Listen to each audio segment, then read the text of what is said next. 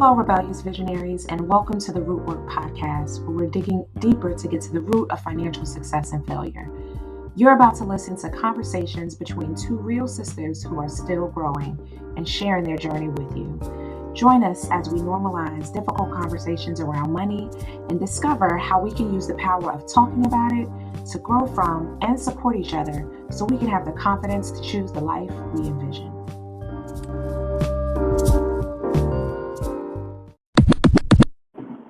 Hey, what's up? Sound. So I'm hoping that this works. I'm driving, so hopefully the sound quality is still good and you don't hear the road in the backdrop.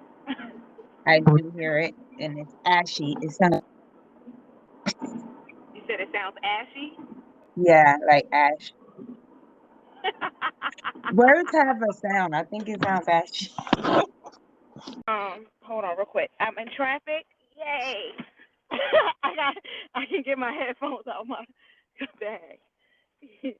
Never thought I'd be excited about being stuck on the tunnel. Hey, come on now. I knew you would come through, HRBT. Right. So I can depend on you.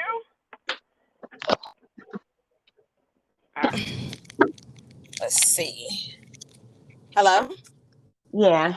Does that sound better? Yeah, you sound better. Okay, yay. Okay. So today is the day. I did a thing. I posted my first vlog video on my personal Facebook page. Okay. For My Growth Mondays. So I told you before, one of the things I wanted to do was like document behind the scenes footage of me going through my own process that you and I are kind of like unpacking together, but just kind of sharing my takeaways and in an effort to kind of like be visibly transparent with my audience. I'm hoping it's therapeutic for me, but for them, I'm hoping that it makes them feel like there's nothing they can't come back from. Like they can see that even me, who's really knowledgeable with money, I'm not perfect. Right. And that I'm going through this huge life transition. I mean, it's crazy to be starting over in so many different ways at the same time, as you know. Right. But to be doing that publicly. And so like the thing was like it was easy to post the video on my YouTube channel because most of the people on YouTube don't know me personally. So it was easier to be vulnerable there. But to share it on my personal page, that's where all my friends who know me are, who, you know, it was just a little scarier for some reason. But I feel like in doing it, it just kind of felt like, okay, that's it. Like I did the hard part. That was the hardest part.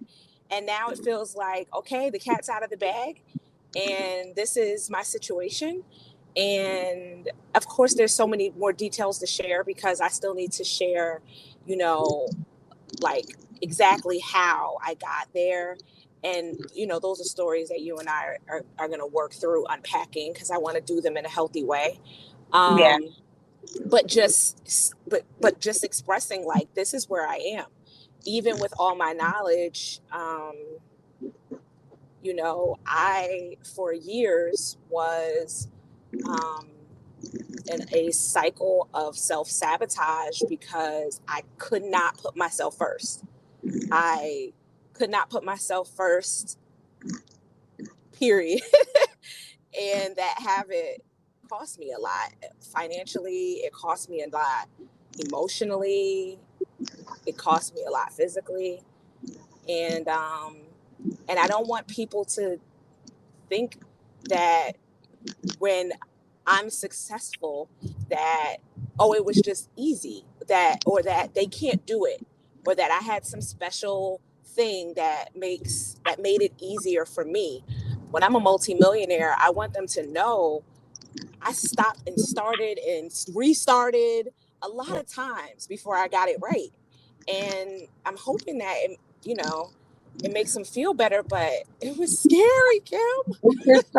It's just showing that, listen, it don't matter how ugly it look, no matter how grimy your situation is, you this was my reality. So yeah, let's talk about the fact that I was dealing with this and I was dealing with that and I was still doing this. Like, that's true. And I think you sharing it is more for you and you accepting what you're called to do.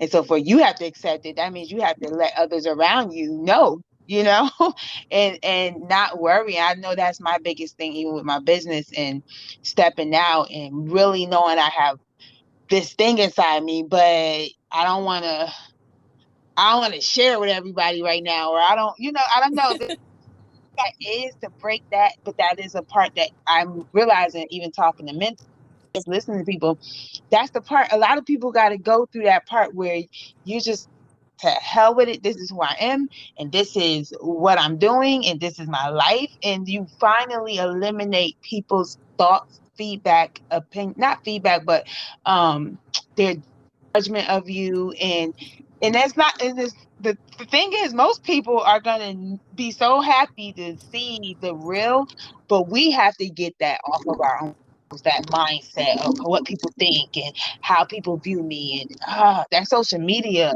thing is real. Like, when you can get past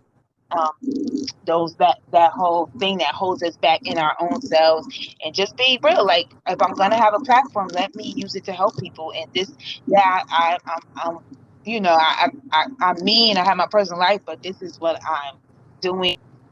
This is really the core of who I am. It's good to have that place where you're comfortable with sharing what you're doing and who you are with everybody you're around. I thought marketing and getting stuff out. I'm rambling, so you gonna have to edit this. But I thought getting stuff out there was like, okay, well, I'm doing this, but I don't want everybody to know. Like, oh, here she go, right? But it's who you are. It's what you're doing. It's your calling, and you have to be okay with telling your story. And if you don't have a story, people really not gonna want to connect with you, because they can go read a book.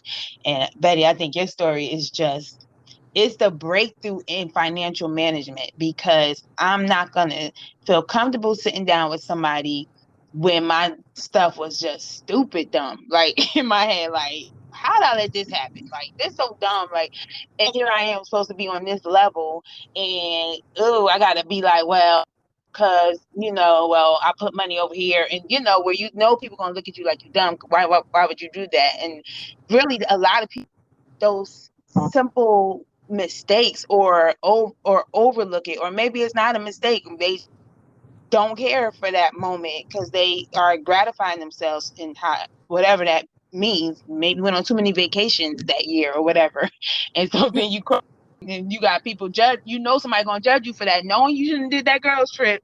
So so it's just like to have someone who like understands, look, we mess up financially. Even talking about it, like, that's exposure. Like, I don't know what it is with money.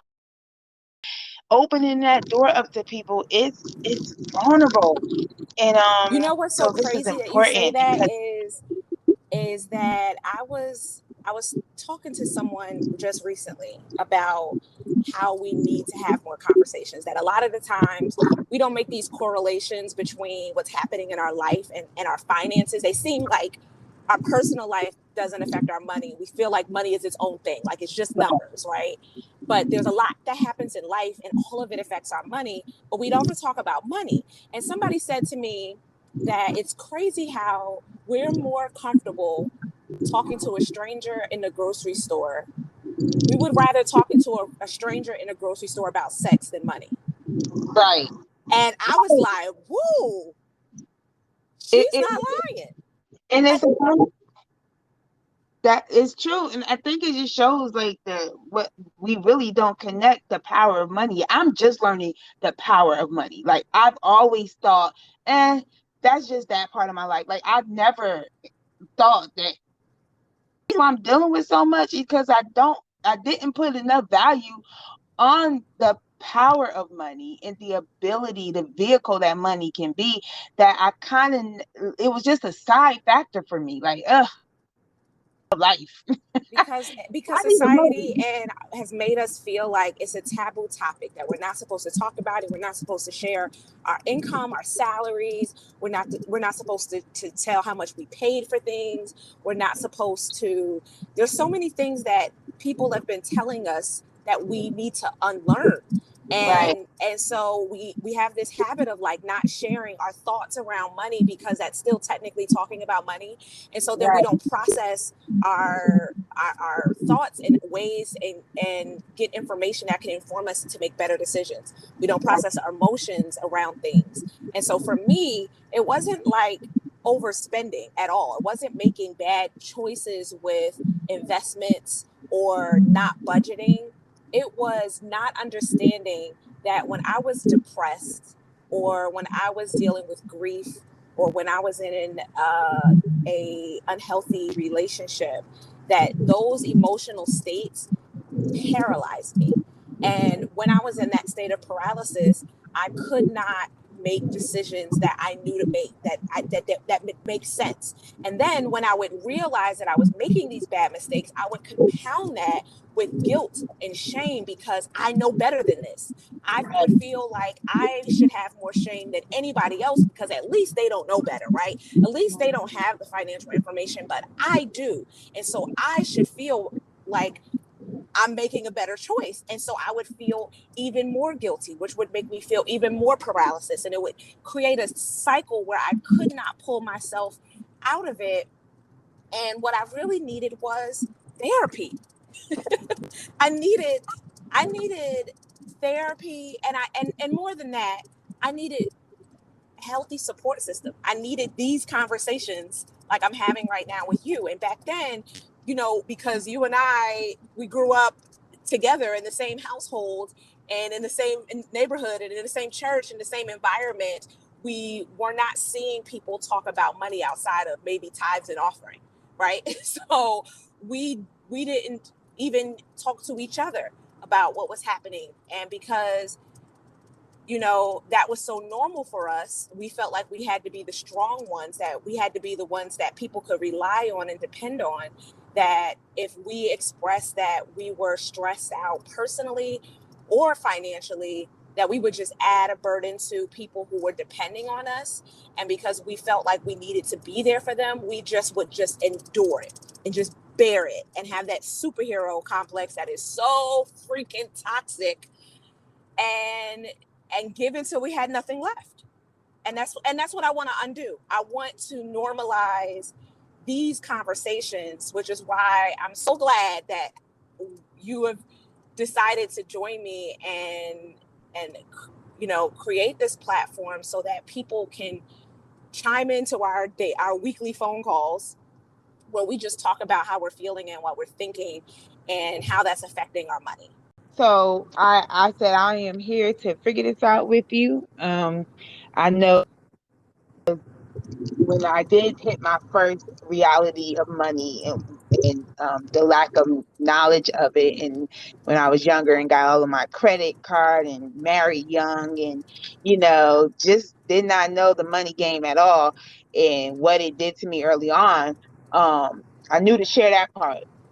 I knew to kind of share with my little sisters, you and Rachel, and now the kids, about what that looked like. However, I still didn't know how to get out of it. I still didn't know, how to develop a healthy mindset. I knew it had nothing to do with the resources, because I had the resources. I had the money.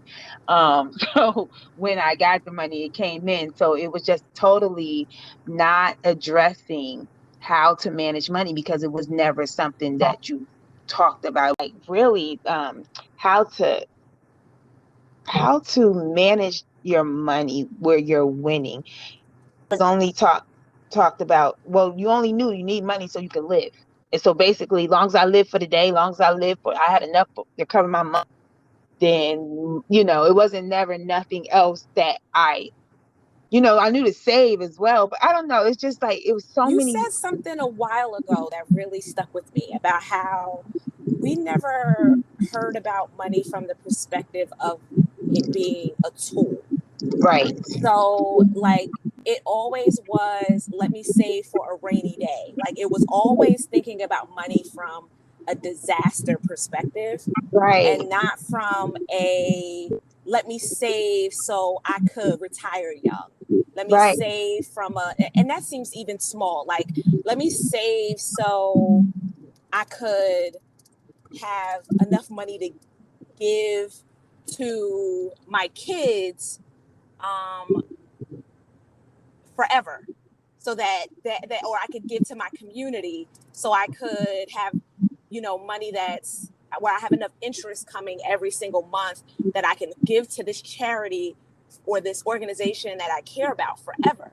We never really heard about it from that perspective. It was always like, have money to avoid disaster. And because it was coming from the perspective of avoiding disaster, like, who wants to think about something bad? And yes, you do need to prepare for emergencies, but if that's the only way you're ever thinking about money, it feels like an uncomfortable topic. Like it's just to make sure you don't end up homeless, to make sure that you can pay your bills, to make sure, like, every time you're thinking about money, it's never exciting. It's never something to look forward to. And so we don't share more conversation about money because it's always connected to some terrible thought.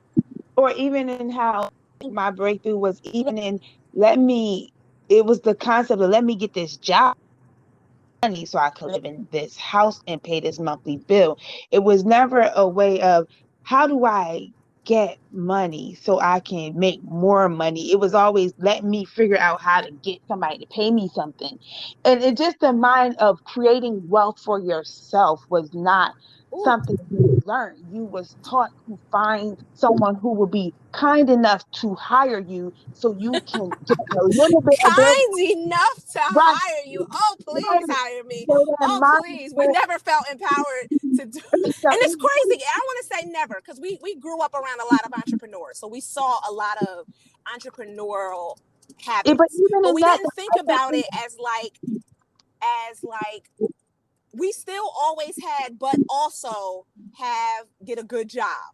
Like, it was in addition to, it was never something to aspire to as like you're making it just to, because my thing is, I can have a business, I can work for myself, but at the same time, I don't want to work in my business. I want to create businesses. Yes. Everyone's not going to have that mindset, but if enough of us did, we will definitely be reproducing the wealth, because we care about who's working for us. That is such a good point. Running a business, when we heard about being a business owner, it was from the perspective of simply having money to provide, to take care of the bills.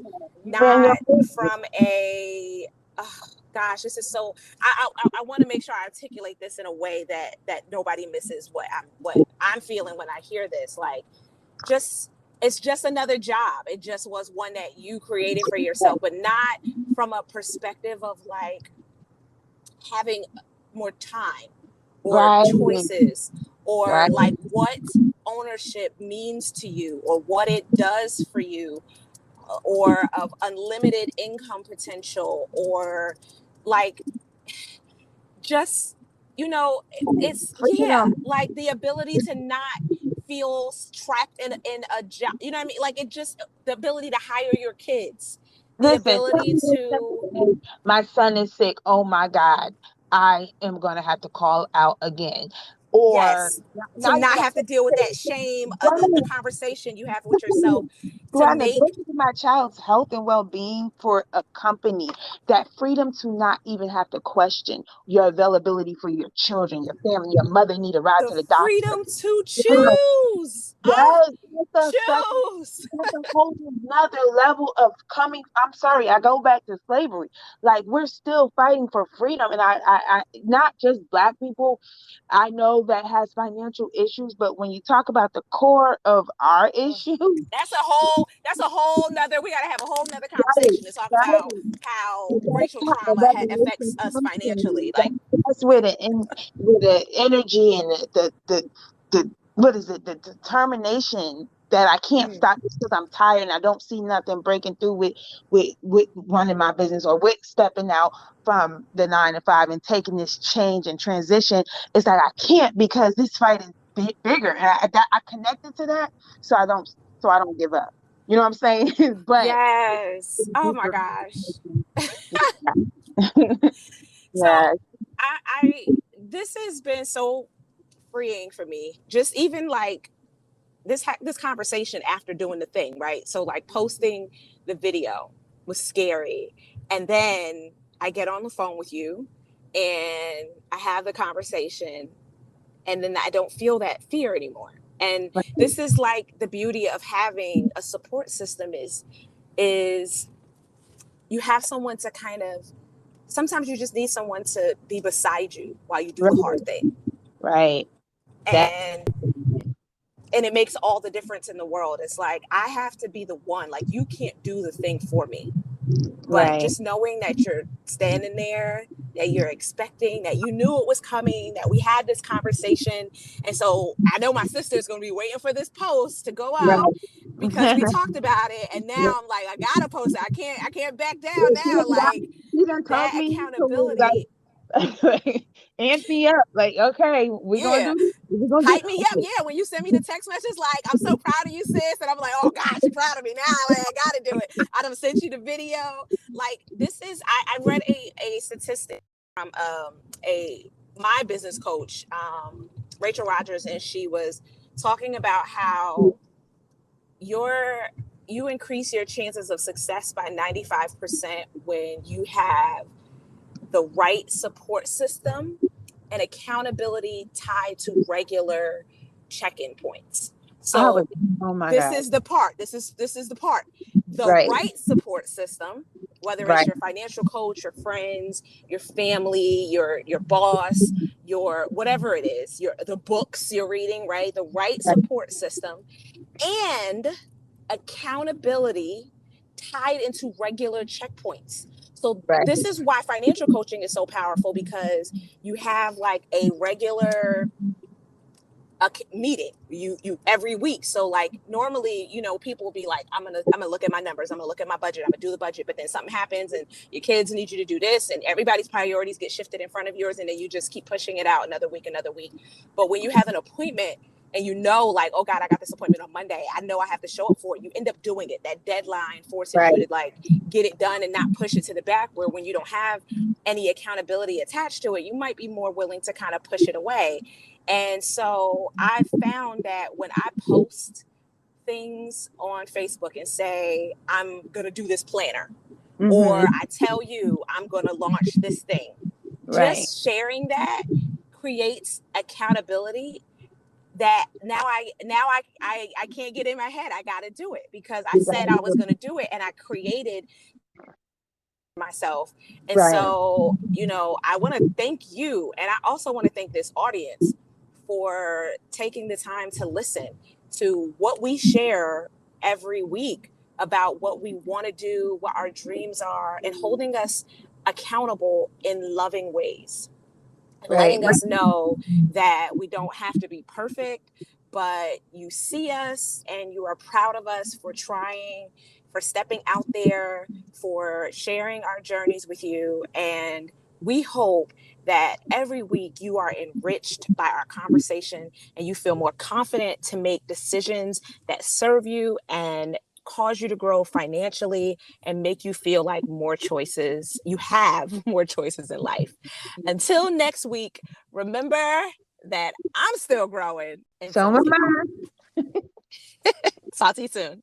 All right. Love you. The world belongs to you. The world belongs to you. The world belongs to you. The world belongs to you. The world belongs to you. The world belongs to you.